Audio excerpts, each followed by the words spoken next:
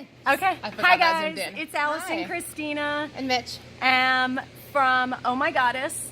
That we're we're probably rebranding. gonna change the name. We've been discussing it, and I think a new name change is coming, and we'll announce that later this week. Sorry. It's okay. But we're here today to talk about self-care.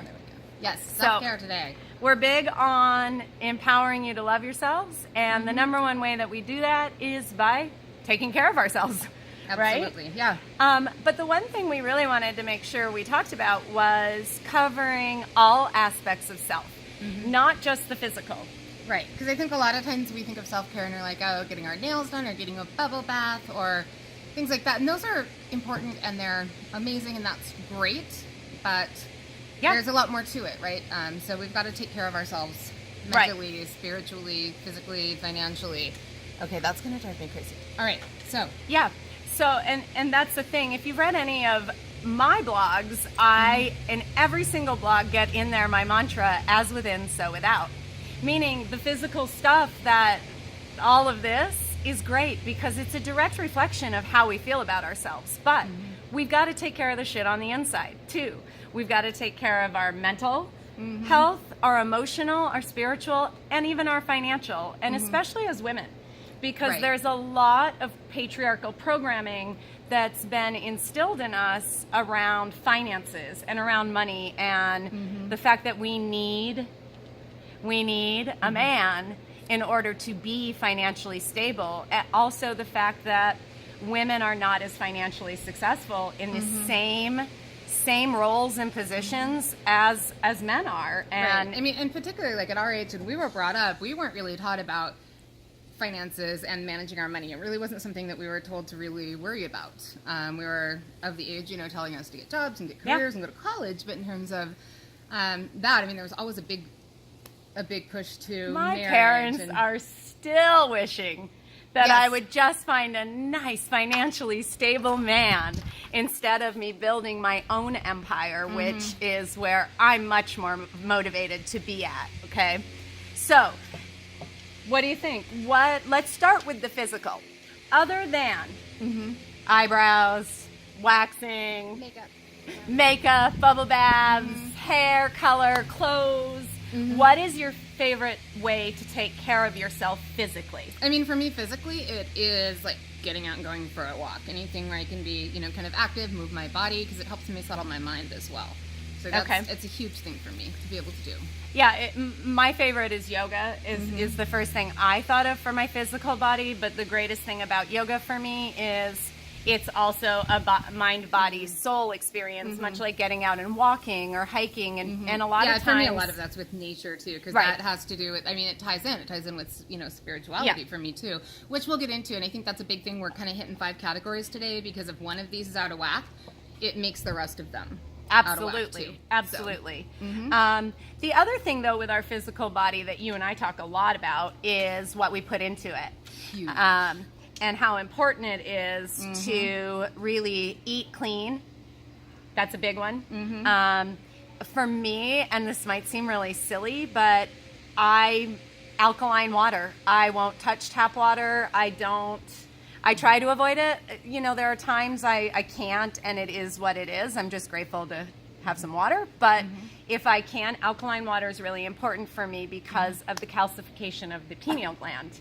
And so that's a big one for me physically that most people would probably not even think of doing. Right. And I drink tons of water, too. I have filtered water at my house. I've got a filter. But it's important for me, like if I start feeling dehydrated, it's amazing when you start really thinking about how much water you're drinking. If you're not drinking enough, you're exhausted, your brain doesn't work right, your entire body doesn't work right, your skin looks like crap, and of course, as a rather vain person, I'm a fan of my skin looking good, so. Yep. Yeah, and the other thing with the physical you mentioned, and I just want to go back to real quick, is the nature part of it, because we have to connect with Gaia as well, and that's part of our root chakra, and I think we'll probably have an upcoming video on chakras, but so Michelle talked about getting outside, and same thing with me when I do yoga. We're really, really blessed because we live in the desert, and so today it's a beautiful 80-some degrees, and it's that time of the year where I can get outside and do yoga. We can get out and go hiking. We can sit outside and do a video, you know? So, yeah, there's our physical. We need vitamin D from the sun. And I think we're so conditioned now, like, oh, sunscreen, slap it on, stay out of the sun, keep your face out of the sun. And I get that. But at the same time, we get vitamin D from the sun instead of taking a bunch of supplements or drinking like milk, which is not good for your body. Exactly. Like, it's just like, hi, right here, free sunshine. So, right. Important. Another thing about the sun that I do every day is I do a practice called sun gazing. And I close my eyes and I face the sun. And I imagine as I inhale, sunlight going right into my third eye, through the head, and exhaling out and expanding. And it's a great way to open up your third eye, again, to help decalcify the pineal gland. So all these great things you can do outside that actually aren't just for your physical health, they're mind, body, spirit practices, which is super cool. Yep. Yeah. So what are we next? Mental. Mental. So what do we do about our mental health? How do we take care of ourselves mentally? Oh, God, there's like 1,000 ways, but for me, one thing that I've been focusing on a lot is what I'm putting into my mind on purpose. So I am not, like, I wanted to see the footage today, the news footage about Notre Dame burning. I've been there. It's a really good experience. I love history and I love art, that kind of thing, and so it's just such an amazing landmark. Other than absolutely the toxic religion aspect of it, but the rest of it, like, it's just it's an amazing testament to years gone by and what people were able to do with so much less technology. And I've been there, and for me I wanted to see it, but I had to Google on my phone what channel CNN was on my phone. So I don't just like mindlessly watch the news. I don't listen to the news in the car. I've got I've got a New York Times app on my phone, and I get articles emailed to me, so I look at what I want to look at, try to find another source just to make sure, if it's something interesting, I want to keep myself aware, but at the same time, I don't want to fill myself with a bunch of other people's opinions about news and events. I want to know what's going on. Absolutely. So that's super huge. And then when I'm driving in the car, I don't listen to the radio. I am on podcasts or YouTubers that I like to just listen to. Obviously, I'm not watching YouTube videos, but or ebooks. I'm always doing something that is positive, something that I'm learning every day. It's interesting you brought up music, and there's actually a lot of talk about that in the spiritual world and megahertz and how vibrations affect our energy, right? We're all energy, and so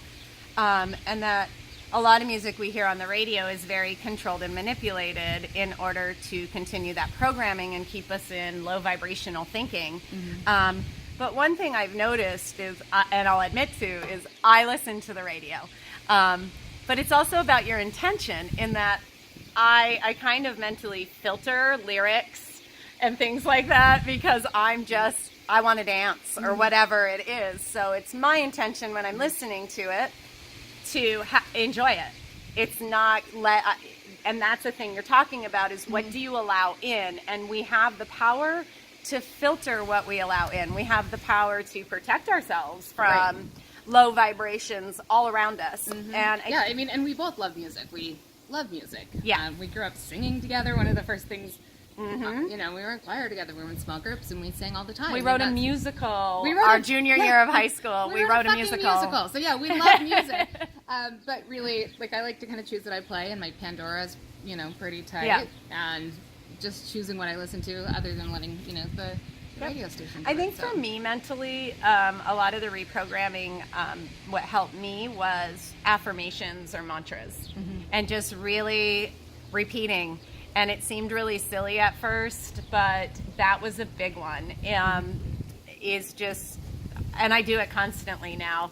I'm actually going to have a pretty good blog, I think, about affirmations coming up. Affirmations, mission statement, setting your intentions. Intentions are big, and that's something I've learned on my journey, is that really at the end of the day, there's no duality. There's no good or bad. It's not black or white. What it comes down to is our intention and the why we're doing, saying, thinking, feeling, why behind that. And that definitely can come at play with taking care of yourself mentally. I think another thing with all of these is what you allow, Right. right? And you said that, and even with people, like, I find myself, I can't be around people who complain. Like, it fucks with my head. It doesn't make me feel good. And Except when I complain, it's funny. yeah.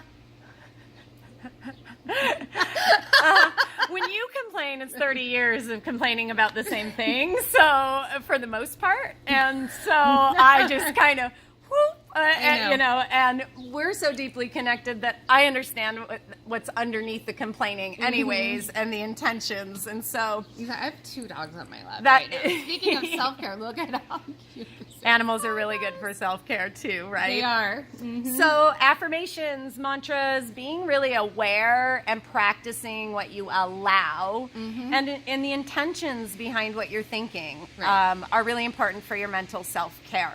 What about emotionally? Emotionally. My Scorpio, right? And I work with a lot of Scorpios. Water signs love me, and they all have one thing in common. And I do a lot with emotions, and they all look at me like, Right. I really don't want to deal with the emotions. Well, I have emotions, but like for me, like my emotions generally are going to come out as a sarcastic joke or that kind of a thing. So I have to be I guess on purpose about expressing my emotions, about not bitching, about not being selfish. And I think especially like when I'm having emotions that relate to other people, I have to really focus on being like, when you do this, it makes me feel like this, instead of being, just like yelling at somebody and being reactive. Yeah, for sure. And when there is something that is upsetting to me, one thing that's really good for me, and I learned this especially as a parent, is that because my kid, he's a really good kid, but when my kid would screw up, he would like ace it. He would screw up really big. So the main thing is not to like immediately react to that. Right. The thing was like, I remember at 2, I'm like, you just need to go to your room right now, or maybe 3. He's like, why? And I'm like, because mommy doesn't want to go to jail. You just need to go to your room and I'll come talk to you when I calm down. Time out. Right, exactly. And it's like, it's a timeout for me. It's not a timeout for you, dude. It's a timeout for me.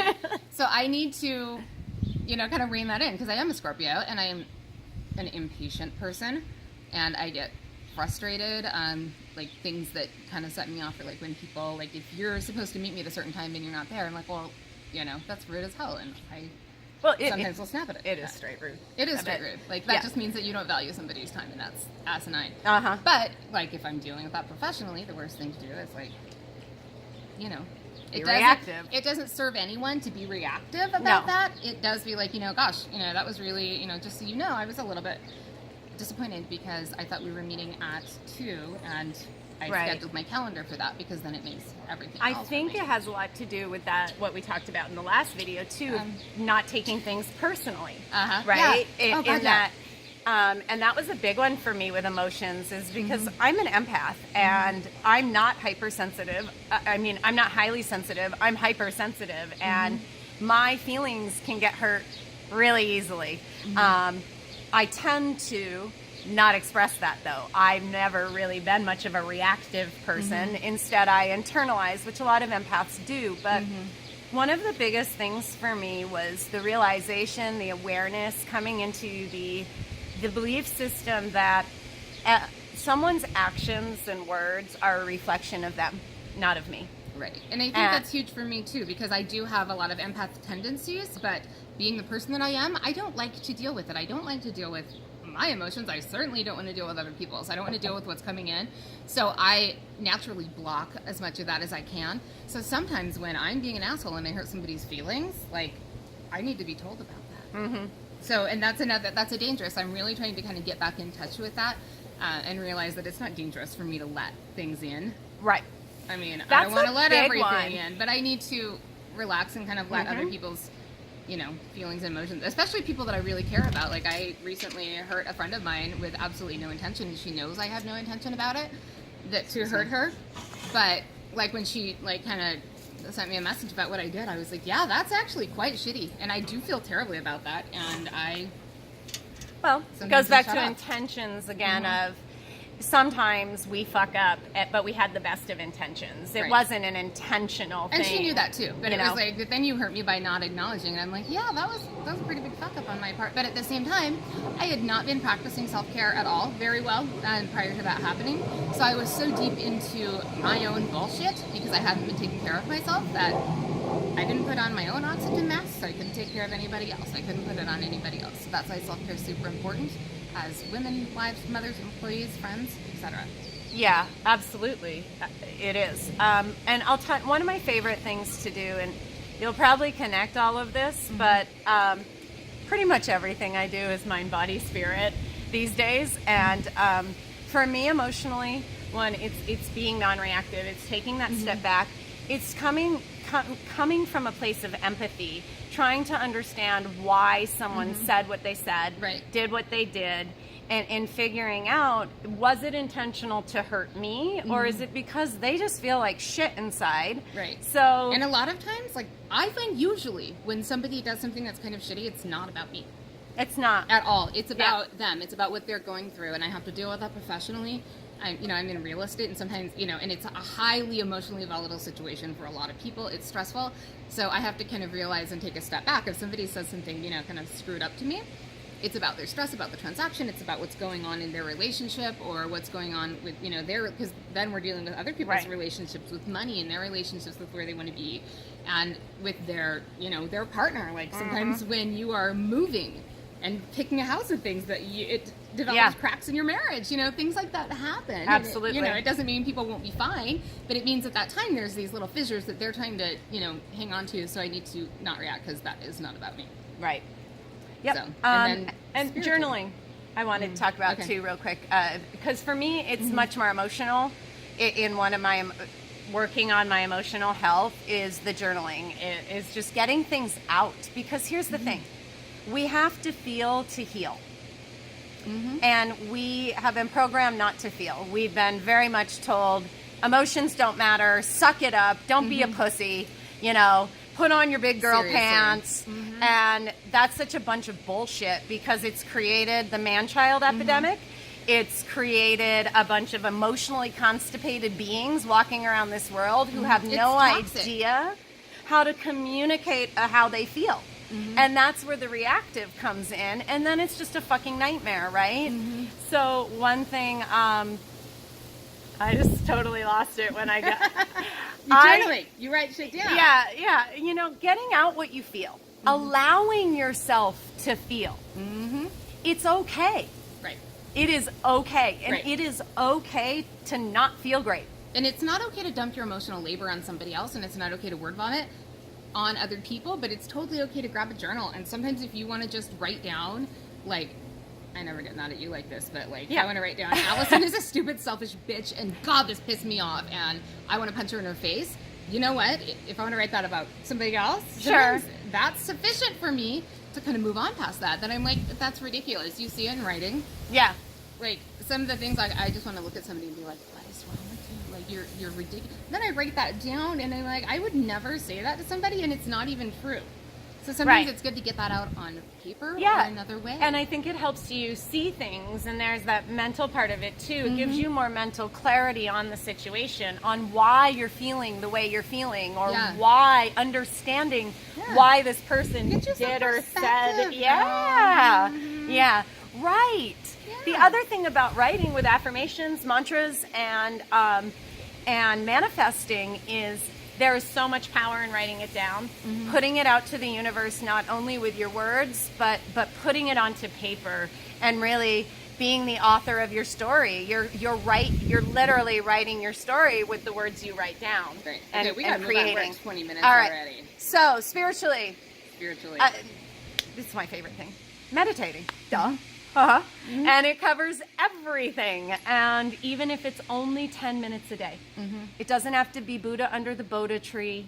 It can be a guided meditation. There are a lot of great YouTube people out there. It can be 10 minutes of meditative walking, of dancing. Meditation has many, many forms. And the coolest thing about it, just like spirituality, it's all about you. Right. You make it work for you. Exactly. Like, I can't, like, sit and meditate. I can't make a decision like, I'm going to go meditate right now, because instead of meditating, my mind will be like, I feel bad for dragons because they can't blow out their birthday candles. Like, just like ridiculous things that come into my brain, and I can't focus on what I need to focus on. So for me, one thing that I did is like, our landscapers actually just removed some trees that were blocking my bedroom window, and I leave the shades open. Luckily, nobody can see in that window.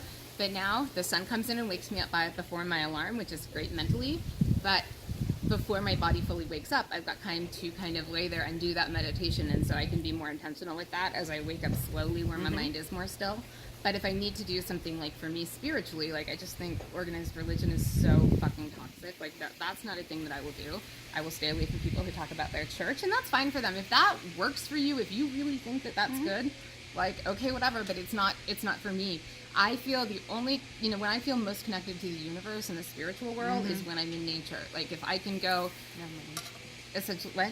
Keep going. Okay. We're not going to do the last one. Like on a hike. Like, if I can go on a hike and I can just get out there and I look at the universe and how wonderful it is and how many great things there are, nature for me does it. If I can't, finding a patch of grass and walking around barefoot and just grounding myself to the universe, for me, that's a more spiritual thing. It is. And then just recognizing that the universe works in its own timing, and sometimes it's not my timing, and kind of trying to be patient.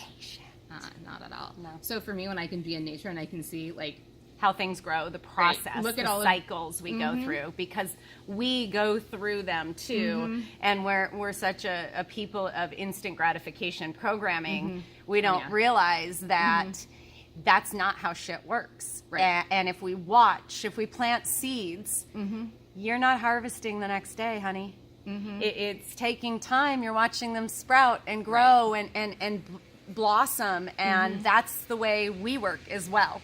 So it goes back to that connection to Gaia as well, and understanding. And I love that, because spirit is nature. It's everywhere around us. And I think another big one with spirituality that we've talked about, and a lot of people I work with, it's one of the first practices they do is gratitude. Oh, it's huge. It's just the simple practice of saying thank you. Thank you for the smallest things. Yeah. And I've got a safe place to live where I can surround myself with dogs. Yeah. I'm thankful for my that. basic human needs are met. Thank you. I have a roof. I have clean water. I have family and friends and food, and remembering that that's the most important thing that we can do. Right. I've got people that love me and people that I'm lucky enough to love. Yeah. Like, I have, like, how blessed are we that we've got that? Yeah. And it's just, Absolutely. we've got the whole of human knowledge in that phone that we're recording ourselves on. Like, how insane is that? How grateful am I that I can look up anything that comes to my crazy brain? Yeah. Which Well, I take advantage of a little too much, because and God, how cool is it I go down after some rabbit holes, girl. 30 years, we get to sit here and talk to y'all like the crazy women that we are. So I think we'll wrap up by saying the biggest thing we're both in agreement with all of this, and with self-care and self-love, is saying no. Yeah. Is saying Huge. no to the shit that insults your soul. Saying no to the energy vampires who suck you dry and give you nothing back. Right. It's what you allow. So those boundaries, and that saying no to things that don't serve you, say it. And if someone doesn't like it, they're not fucking for you. Exactly. Let That's them so fucking huge. go, That because is so someone huge. aligned with you, who loves you the way you are and respects your boundaries, will be there. Right.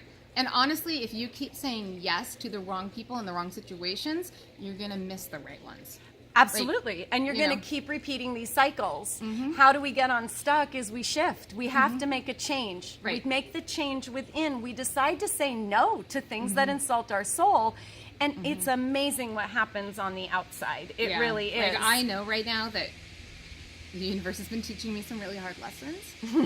And I know that I have a huge shift coming up, and I'm, like, super uncomfortable with that. But I, like, have gotten to the point that I am now, through work that we've done, work that I've done, that I know that I'm gonna be okay, as long as I listen to my inside voice, what's going on. If I listen inner to guidance. my greater good, and for me, like, I've got to have time alone. I've got to figure out what that guidance is. I've got to dance it out. I've got to get in nature. I've got to go walk in some grass, whatever it is. I've got to find time to be with my inner guidance. Yep. And really, I should have put on more highlighter. And if that's I what was I'm gonna here be to in the help sun. you do. But the other thing I think too with that is, I just had a great way to end. Like, this keeps happening. Sometimes I do that. I channel and things flow, and then I lose it. And you were saying, oh, yeah, saying no, protecting your energy. That's what it was, is the number one reason you are here. Your number one fucking job is to love yourself. Yes. That's it. Because once you start doing that and you instill practices of self-care because you love yourself, all the rest of it falls into place. Your family, your career, your friend circle, it's fulfilling. Like, you know how to say no to things that aren't for you, and you open up an amazing world that is. Yeah. Of people that are like-minded and get your vibe. Absolutely. So if you have any questions or anything about any of the stuff we've talked about, please comment. Thank you for the likes, the subscribes, the shares, all of that good stuff. If you're interested in a personal reading with me and working on any of this stuff, because that's what I do, reach out. There are lots of ways. We'll put it in the description box as well. And we hope you have a beautiful day and love yourself. Hit that square. No, not that.